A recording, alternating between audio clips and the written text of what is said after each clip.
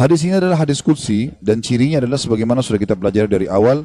Rasulullah SAW bersabda, lalu Allah yang maha tinggi atau maha suci berfirman. Potongan pertama yang kita ambil pelajaran adalah ana inda dhanni abdi bi. Aku selalu sesuai dengan prasangkaan hambaku.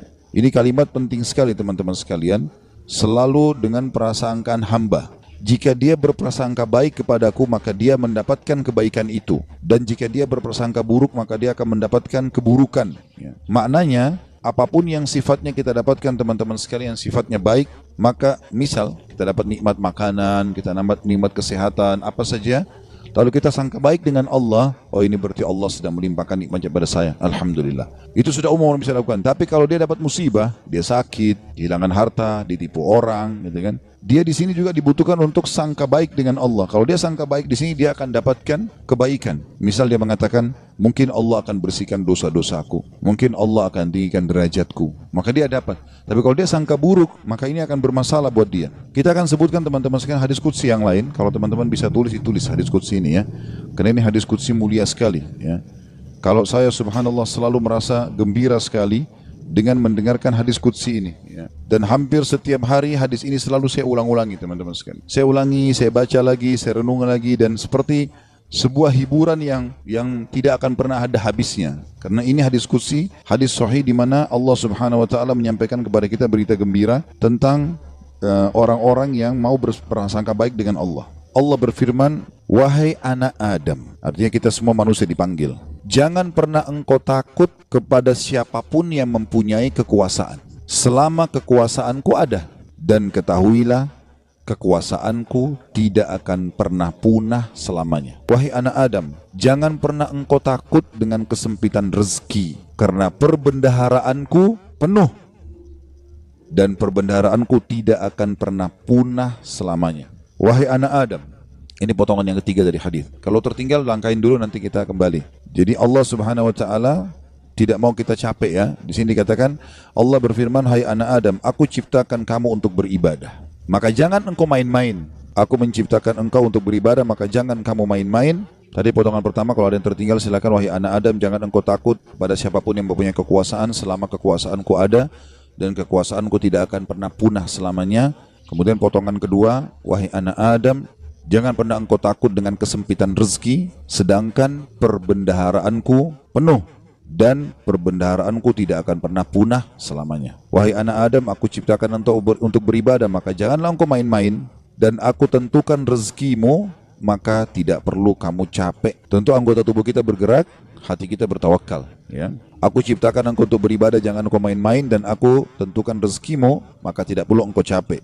Demi kemuliaanku dan keagunganku, demi kemuliaan dan keagungan, jika engkau ridho terhadap pemberianku, maka aku akan tenangkan jiwa dan ragamu. Jika engkau ridho ya, terhadap pemberianku, maka aku akan tenangkan jiwa dan ragamu. Jika engkau tidak ridho, dan engkau akan mulia di sisiku, Jika engkau tidak ridho, tadi ya, demi kemuliaanku dan keagunganku, jika engkau ridho dengan pemberianku, maka aku akan membuat jiwa dan ragamu tentram, dan engkau akan mulia di sisiku. Tapi jika engkau tidak menerima pemberianku, maka aku akan membuatmu mengejar dunia. Nanti kita ulangi lagi ya. Dan jika engkau tidak menerima pemberianku, maka aku akan membuatmu mengejar dunia, seperti hewan buas yang sedang mengejar mangsanya di padang pasir. Kemudian tidak akan datang kepadamu kecuali yang sudah aku takdirkan. Jadi kalau kita ridho dengan apa yang Allah berikan, Allah akan buat jiwa kita dan raga kita tenang, lalu kita mulia di sisi Allah. Tapi kalau kita tidak ridho terhadap apa yang Allah berikan, kenapa ya saya begini ekonomi saya, kenapa ya muka saya begini, kenapa ya badan saya begini, kita berkeluh kesah, maka Allah SWT mengatakan, aku akan membuatmu mengejar dunia seperti hewan buas yang sedang mengejar mangsanya di padang pasir. Kemudian tidak datang kepadamu kecuali yang sudah aku tentukan juga. Makanya capek sekali. Jadi orang beriman itu santai saja, dia akan dapat semua apa yang Allah janjikan, tidak perlu capek-capek. Nah, orang yang mengejar dunia berlebihan justru orang karena tidak bisa menerima takdirnya Allah atau tidak ridho dengan pembagiannya Allah. Wahai anak Adam, aku telah menciptakan langit dan bumi, dan aku tidak pernah sulit menciptakan keduanya. Maka apakah kau pikir aku akan sulit untuk mengurus rezekimu? Wahai anak Adam, jangan pernah engkau minta rezeki untuk esok hari, sebagaimana aku tidak pernah meminta kepadamu amal esok hari. Wahai anak Adam, sesungguhnya aku mencintaimu, maka atas hak itulah cintailah aku. Kita ulangi hadisnya. Allah menyebutkan dalam hadis qudsi, wahai anak Adam, jangan pernah engkau takut dengan siapapun yang berkuasa, raja, presiden, siapa saja, selama kekuasaanku ada, dan kekuasaanku tidak akan pernah punah selamanya. Wahai anak Adam, lanjutan yang potongan duanya, jangan pernah takut dengan sempitnya rezeki, sebab perbendaharaanku banyak, penuh, dan perbendaharaanku tidak akan pernah habis selamanya. Yang ketiga, wahai anak Adam, aku telah menciptakan engkau untuk beribadah, maka jangan bermain-main, dan aku juga sudah menentukan rezekimu, maka tidak perlu engkau capek. Jadi di sini anggota tubuh kita berusaha, hati kita bertawakal. Demi kemuliaanku dan keagunganku, jika engkau ridho terhadap pemberianku, ridho dengan paras wajahnya, tubuhnya, pasangan hidupnya, anaknya, maka aku akan tenangkan jiwa dan ragamu, dan engkau akan mulia di sisiku. Dan jika engkau tidak ridho terhadap pemberianku, maka demi kemuliaanku dan keagunganku, aku akan bebankan kepadamu dunia, atau akan membuatmu mengejar dunia, sehingga engkau berlari-lari mengejarnya seperti hewan buas yang sedang mengejar mangsanya di padang pasir. Kemudian tidak datang kepadamu kecuali yang sudah aku tentukan. Wahai anak Adam, aku telah ciptakan langit dan bumi, dan aku tidak pernah merasa susah dalam mengurus dan menciptakannya. Maka apakah kamu pikir aku akan capek dengan mengurus rezekimu? Wahai anak Adam, jangan pernah engkau minta rezeki esok hari, sebagaimana aku tidak pernah minta kepadamu amal esok hari. Kita tidak perlu sholat untuk besok, untuk lusa, untuk minggu depan, cadangan, tidak perlu. Sholat hari ini. Kita puasa ya hari ini. Ramadan tahun ini. Itu pun hari yang ada kita hidup, kita puasa. Kalau enggak ada. Gitu kan. Hari ini semuanya. Maka jangan kau minta rezeki besok kepadaku, sebagaimana aku tidak minta kepadamu amal besok. Gitu kan. Lalu kata Allah Subhanahu Wa Taala, penutupan hadisnya, ya, sebagaimana sudah kita sebutkan tadi ya. Wahai anak Adam, aku sangat mencintaimu, maka atas hak itulah cintailah aku. Dan makna cinta artinya mengabdi dan berkorban. Ya ikutilah perintahku. Apa yang aku perintahkan, apa yang aku larang, aku perintahkan kerjakan, larang tinggalkan. Ini subhanallah hadis teman-teman sekalian. Setiap kali saya baca, saya pribadi merasa ketenangan jiwa. Udah Allah sudah tentuin semua. Dan ini sesuai juga yang pernah saya sampaikan teman-teman sekalian. Hadis yang perkataan Hasan Basri rahimahullah yang mengatakan, aku selalu tenang dan senang dalam kehidupan dunia karena dua hal. Aku selalu senang dan tenang karena aku tahu ajalku sudah ditentukan oleh Tuhanku. Udah, Allah sudah tahu kapan aku mati. Udah nggak usah aku pikirin kapan mati itu. Beramal saja. Aku selalu senang dan tenang dengan itu. Aku sudah tahu ajalku sudah ditentukan oleh Tuhanku, maka aku tidak perlu memikirkannya. Dan aku selalu senang dan tenang karena rezekiku sudah ditentukan oleh Tuhanku, maka aku tidak pernah berpikir untuk diambil oleh orang lain. Jadi kalau teman-teman misal lagi masuk dalam satu proyek berdua sama temannya, atau berapa orang sedang bersaing, lalu kemudian dia gagal, teman-temannya dapat misalnya. Jawaban sederhana, belum rezeki. Selesai. Karena biar kita berusaha setengah mati nggak bakal dapat itu. Sudah Allah tentuin. Seperti itulah. Dan tadi sudah kita jelaskan di diskusi tadi, kalau kita ridho dengan pemberian Allah, Allah buat jiwa kita dan raga kita tenang. Subhanallah, orang kalau misalnya mau makan udah habis, oh ya sudah, belum rezeki saya. Tenang jiwanya. Kenapa habis? Kenapa dimakan? Kenapa begini? Sakit hati, perutnya juga lapar. Ya. Jadi ini kaidah hidup yang luar biasa yang mestinya kita fahami ya. Di sini makna juga ana inda dhanni abdi bi, saya selalu dengan prasangkaan hambaku. Seberat apapun teman-teman yang sedang kita alami, terimalah berita gembira selama kita beriman, kalau itu pasti kebaikan buat kita. Sampai ada sebuah hadis qudsi yang lain, ya, kata Nabi SAW, Allah berfirman kepada para malaikat, batasilah rezekinya hambaku yang ini, karena kalau kau bukakan dia akan kufur. Dan luaskan rezekinya hambaku yang ini, karena kalau kau bukakan dia tambah bersyukur. Jawabannya sederhana, berarti kalau kita mau teman-teman sekalian rezeki kita terbuka segala macam, royal di jalan Allah, jangan perhitungan. Allah SWT akan buka, karena Allah tahu ini orang kalau dibukain tidak masalah. Qarun kan begitu dulu. Qarun itu yang diceritakan di dalam Al-Quran tentang kaumnya Nabi Musa yang kaya raya. Sampai di Indonesia pun bahasanya harta karun. Ya. Itu kan namanya Qarun, ditimbun sama Allah dengan harta-hartanya. Walaupun ahli sejarah berselisih pendapat di mana tempatnya. Ada yang mengatakan di laut, di Turki, ada yang mengatakan di Jordan, negeri Syam, dan sampai ala kulli hal dia ditenggelamkan oleh Allah SWT. Sampai semua harta tertimbun dikatakan harta karun. Ya. Qarun itu dulu orang soleh, luar biasa ibadahnya sama Allah. Sampai terkenal di pengikut Nabi Musa yang paling alim termasuk adalah Qarun. Miskin, rumahnya susah, bajunya kotor, makan tiap hari tinggal tunggu orang kasih. Sering Nabi Musa lewat, kirim salam sama dia, tanya kabarnya, titipin makanan. Salah satu dia bilang, hai Nabi Allah, mintalah kepada Allah agar aku diberikan kekayaan. Susah hidup begini.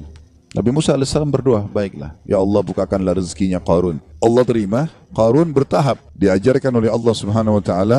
Tiba-tiba Nabi Musa AS berikan dia sedikit emas, ya, kemudian dia transaksikan, terus dia tertarik dengan emas itu. Dia mulai belajar bagaimana cara mengelolanya emas, sampai pelan-pelan dia punya kios kecil, lama-lama sampai dia punya produksi emas terbesar pada saat itu.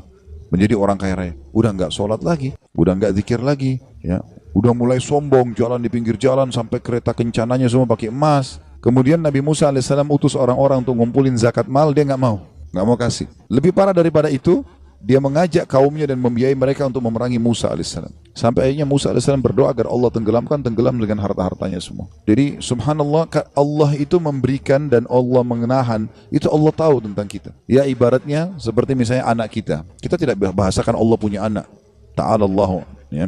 Allah maha suci dengan maha tinggi masalah itu. Tapi ini Ibnu Qayyim rahimahullah memberikan contoh. Perumpamaan orang yang belum dikasih oleh Tuhannya Allah, perumpamaan seperti seorang anak yang sedang meminta izin dari orang tuanya untuk melakukan satu perbuatan atau berteman dengan seseorang.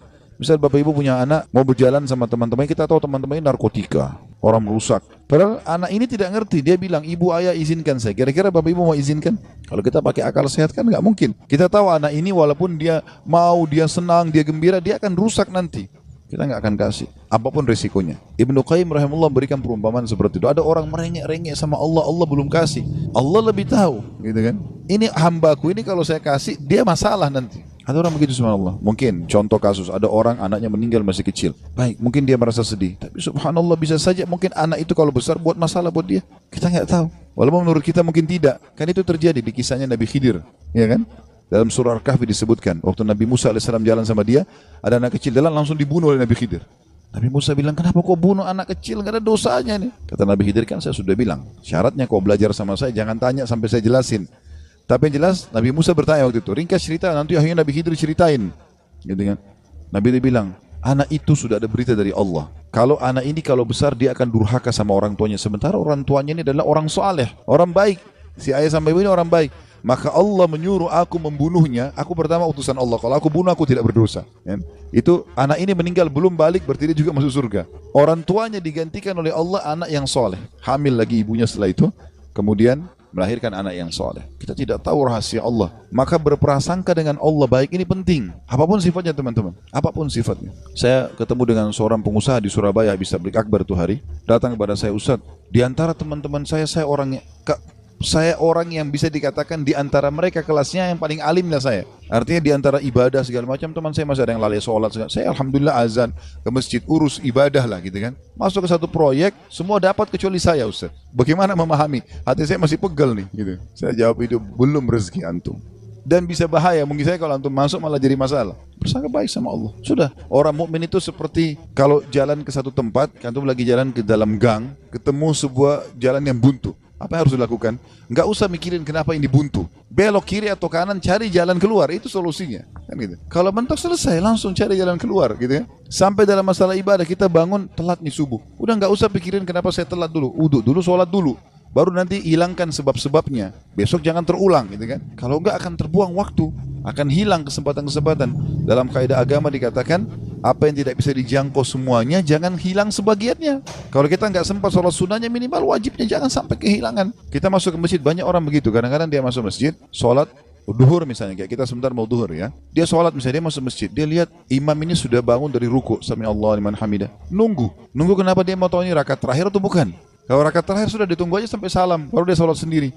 Keliru ini akhi. Tetap lebih utama sholat pertama. Kata para ulama, walaupun tahiyat terakhir di jamaah pertama lebih afdal daripada jamaah kedua walaupun dia di saf pertama. Walaupun itu sudah terakhir. Takbir duduk tahiyat sama mereka. Berapa banyak orang yang tidak paham masalah ini. Yang tidak bisa didapat semuanya, jangan kehilangan sebagiannya. Itu kaidah. Harusnya begitu. Apa saja teman-teman sekalian. Subhanallah, saya pernah punya teman orang Senegal dari Afrika dulu waktu masih di Madinah.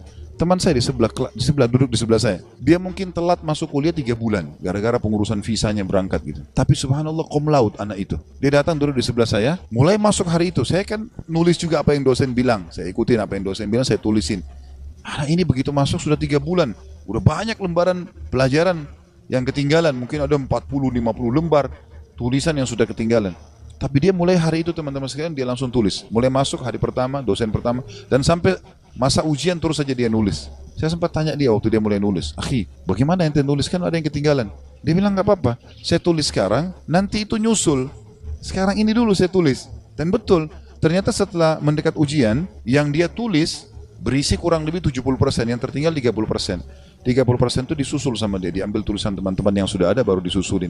Jadi yang tidak bisa dijangkau semuanya, jangan kehilangan sebagiannya, kan gitu. Ada orang begitu, subhanallah, ya. Lewat waktu sholat duha sudah kepepet, sudahlah nggak apa-apa, nggak usah deh, besok aja. Jangan, sekarang, walaupun cuma 2 rakaat, gak ada masalah. Jangan kehilangan semuanya. Maka itu kejelian dalam memahami itu, teman-teman.